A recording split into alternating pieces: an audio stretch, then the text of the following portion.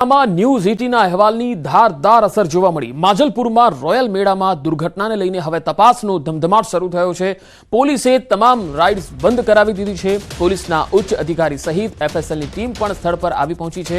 FSL અને ફાયરની ટીમે helicopter રાઇડની તપાસ કરી। ઇલેક્ટ્રિક વિભાગના નિષ્ણાત પણ તપાસ કરી રહ્યા છે।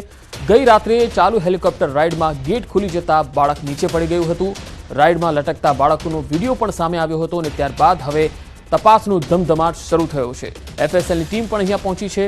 માજલપુરમાં રોયલ મેળામાં દુર્ઘટનાને લઈને હવે તપાસ શરૂ થઈ છે। વધુ માહિતી સાથે વડોદરાથી સંવાદદાતા હાર્દિક દીક્ષિત જોડાયા છે। હાર્દિક, હાલની તપાસ જે અત્યાર સુધી થઈ છે તેમાં કંઈ સામે આવ્યું છે ખરું? કોઈ નિર્ણય ઉપર જઈ શક્યા છે અધિકારીઓ?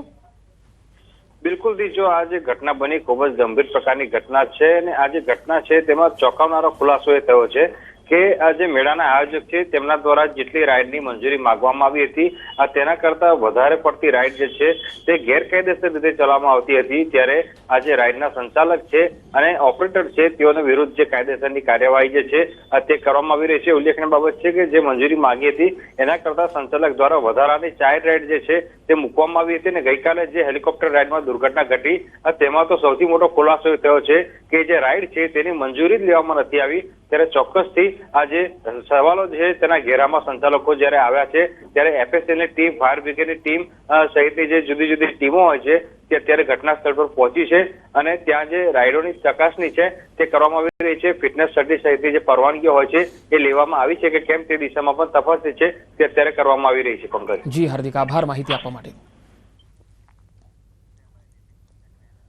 તો વડોદરાની રોયલ મેળાની જે દુર્ઘટના બની આ મામલે મનપાની સ્થાયી સમિતિના ચેરમેને મોટું નિવેદન આપ્યું છે। મેળાના આયોજકોએ મંજૂરી કરતા વધારે રાઇડ ચલાવી લોકોના જીવ જોખમમાં મૂક્યા હોવાનું નિવેદન આપ્યું।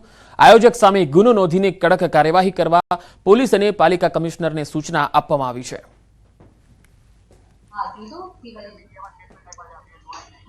પરંતુ પરમિશન મળી ગયા બાદ, સર્ટિફિકેશન મળી ગયા બાદ આયોજકે વધારાની રાઇડો લગાડી હતી જે પોલીસની જાણ બહાર લગાડી હતી અને વધારાની રાઇડના આ દરવાજા ખુલી ગયા તેની સ્પીડ વધી જવાથી પોલીસ ડિપાર્ટમેન્ટે એફઆઈઆર દાખલ કરી છે અને આ જે આયોજક છે એની પર સ્ટ્રિક્ટમાં સ્ટ્રિક્ટ કાર્યવાહી કરશે।